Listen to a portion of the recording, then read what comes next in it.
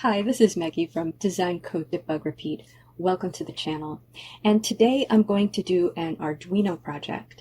And this is going to be the first Arduino project I've ever done where it wasn't a tutorial. So years ago, I bought this kit and it comes with all of these components and it comes with a little booklet, which takes you through building some circuits step by step. So I did the first, I'd say 8 or so projects in the little book. And now I want to try to come up with something myself. And if you're seeing a little inset, then that means that I did successfully build this project and you're seeing the final project. Right now you know more about my ability to create this than I do because I haven't built anything yet. So what we're going to do is first build the circuit in Tinkercad, and this software is just so cool. So we're going to go through Tinkercad and see how that works. And then we'll go out into the real world and build the project. And I am a complete beginner at circuits, so I'm going to do my best at building a tidy circuit, but I really don't know what the conventions are. Okay, so I logged in with Google and said that I wanted to create a new circuit. And instead of looking at basic components, I'm just going to start by dragging out one of these. I want the servo. Okay, so dragging out the servo.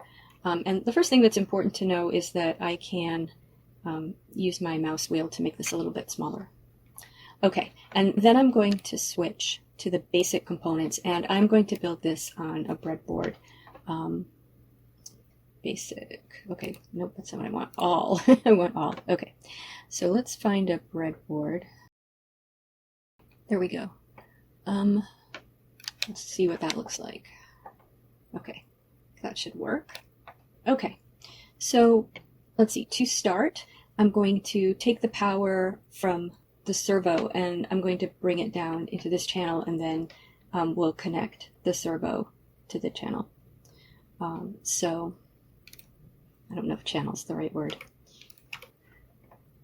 Okay, so, okay, we're going to go from the 5 volt on the Arduino to the plus, and we're going to make that red. That does seem to be a convention. And we're going to go from the ground to the minus, and we'll make that one black. And then let's hook back up into our little servo and mouse over so we can see what's what. There's ground, so we'll go into ground. And here's power, so we'll go into the power here. Okay, so there's our servo, and the servo has its signal going to the digital output, or it's getting its signal from the digital output 9. Okay, now what I want is to have 3 photoresistors, and those are going to be some sort of motion sensors. That's how I'm going to use them, and I'm hoping that that's going to work. So let's find them over here. I'm going to want some LEDs too, so I'll just pull out a couple of LEDs. Okay, I might try NeoPixels at some point, but for now we're going to do LEDs. And I want 3 photoresistors, because I'm thinking what I want to do is to turn the skull head on the servo to the direction that we've noticed motion. And these will be the lights for the skull head, so we want to turn the eyes on too. All right, so let's see. I just want to try to make this neat. So we're going to put those in, and I need some resistors. Okay, so I need 3 resistors that are 10 kilo ohms, and we're going to copy that. Command C, Command V, Command V. Okay, and then I need 2 resistors that are 330 ohms for the 2 LEDs. Okay. Okay, now I'm going to connect this the way it was connected in the Vilrose kit that I have. So I'm going to make a little bit of space, and I wonder if I can make these just a little neater.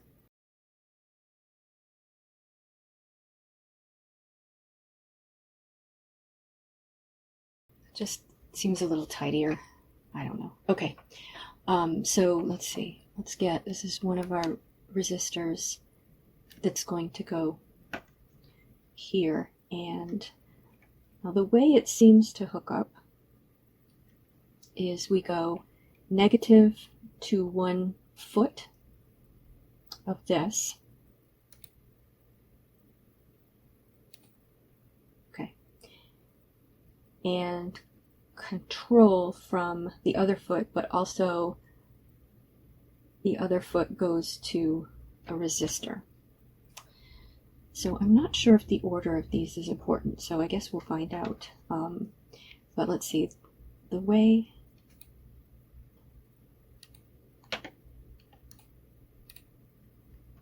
okay, so that goes to the resistor, and then the resistor goes back to another location,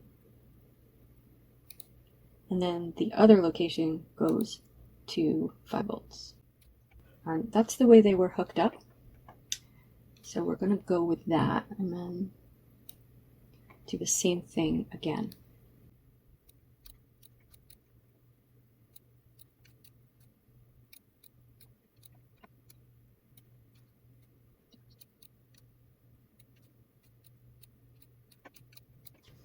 Okay, so those are our 3 sensors. We now need to hook them up. And those are going to be connected to the analog in over here. And so let's choose green, I guess, because we're using green for signal here. And so the signal is on the same spot that goes to the resistor. But oops, I can't get at it. There. Okay, that one to A0. Let's try and make it neater. Okay, and this one we'll go to A1. Okay, that back. And this one will go to A2. Okay, we just put those a little to the right of the signal. All right, and then the only thing we have left is our LEDs. So we can just bring them in. Okay, whatever. And with their resistors. Okay, so for these, positive side is going to go to the digital out. So we'll use green. Yep. Okay, so this is the positive side. Let's even go there. We'll go to 13 and 12. Okay. And then the other side goes to the resistor, which then comes into ground.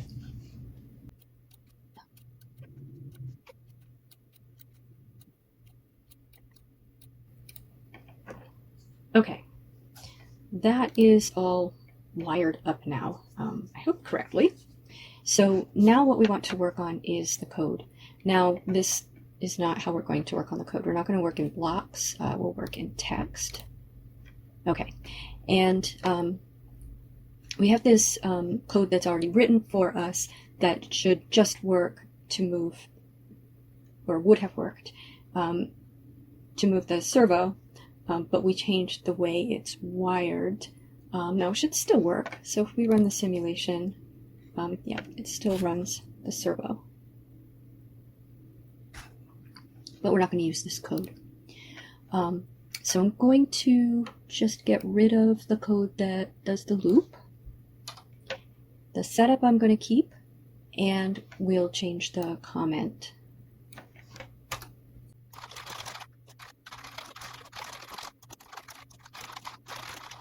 All right. Now, this is a version of C++ code, so we don't need this variable pause. And we do need this variable out in this global namespace because we need to set it up, and then we're going to need to use it in our loop. So this runs once at the start, and then loop is just going to run continuously while the circuit has power. All right, so I don't want to call it servo 9, and I don't know if this is the standard to use an underscore.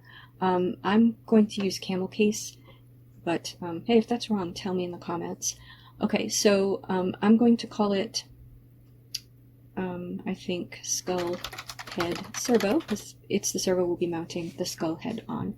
And so in setup, we're attaching that to pin 9.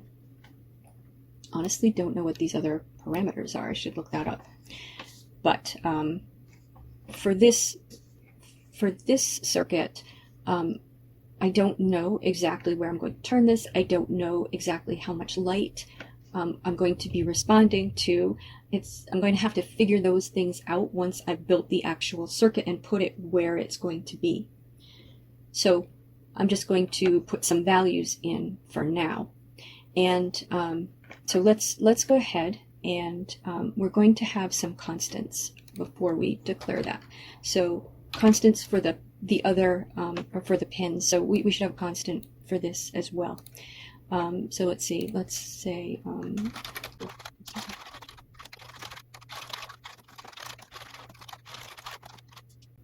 okay, and those are our 3 analog in pins, okay.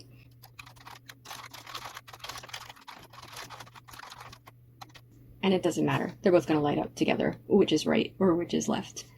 Okay, and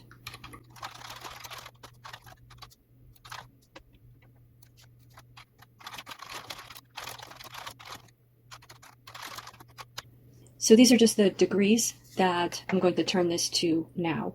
Once I've built this and I know where the sensors are, then I'll be able to figure out the actual degrees that I want to turn the servo to make the skull look like it's pointing towards whatever motion has been detected.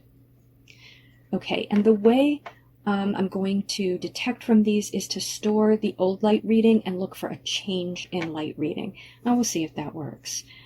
So we're gonna make the old light readings global so that they persist. So each time we go into the loop, we still have the old readings and we can compare them.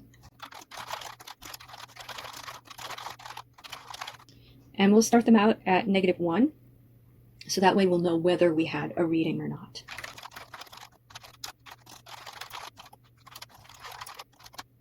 And with the eyes, I'm going to want them on some sort of timer, and I don't know how long I'm going to want them to stay on. So again, that's going to be a number that I'll adjust after I've built the thing, but we don't want them to stay on indefinitely. We want them to come on when motion is detected, because that'll be scarier. All right, good. Okay. So in setup, we're going to create, we're going to attach rather the servo to the port 9 there, and we're going to set up the LEDs. Okay, and that's it. Okay, so in the loop, am I missing anything? Okay, in the loop, we're going to have the light level readings that we're reading right now.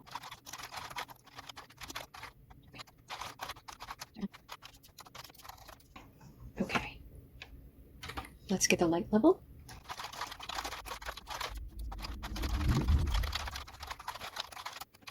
Okay, so basically we've just read the light reading from the sensors. That's all we care about. We just sit here in the loop and wait for something to walk by our sensors. Once we've gotten the reading, we have to check to see if the reading is different from the prior reading, which I will have stored in these variables at the end of this loop. So the first time through, it's going to be -1, but on subsequent times through, it'll be the last reading that we got.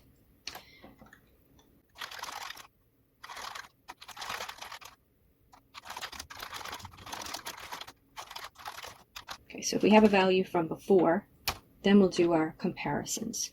So light level left, we'll subtract the old level.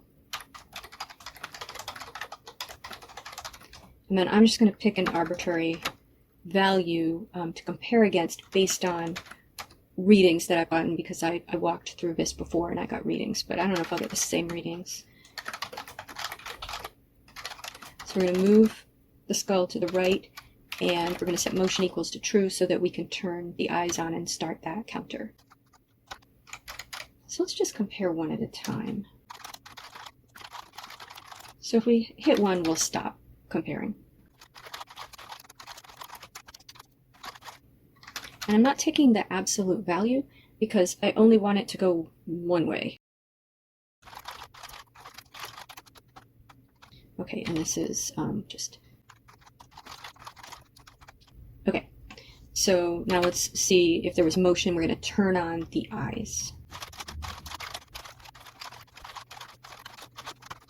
Okay, and now we want to turn the eyes off if they've been on for a while. Let's try 6,000 loops. Have to see how that is going to map to actual time.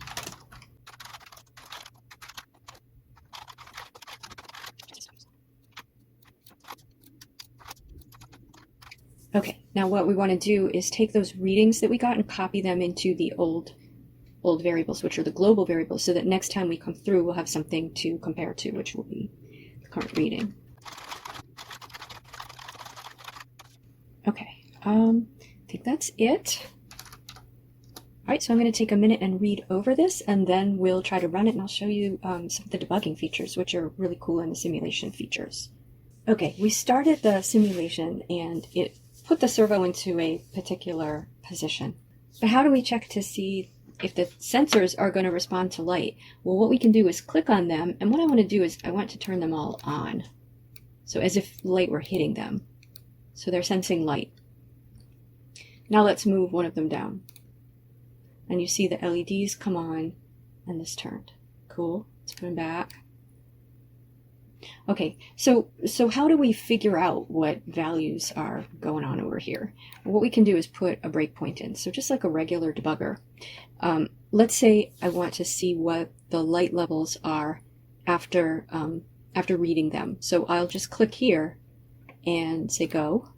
Okay, and now we've stopped here, and I can just mouse over any of these values. So I can see the new values and I can see the old values. So we've got 49s for all of them. Let's change it. Okay, and run. Okay, and now we have an old light level of 49, but a current light level of 969. So now we go in, move the servo, turn motion to true, turn the lights on, and start the process.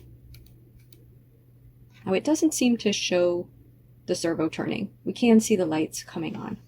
But it also gives us an idea of what these values are. So what I'm wondering is, how come when I put it there, that didn't seem to be enough? So I want to know what that value is. Let's put it all the way up. Okay, 49, 86, go. Okay, 49, 49. Now let's move it down partway. Go. Okay, 83, 49. So that should be enough. Yeah, so halfway should be enough.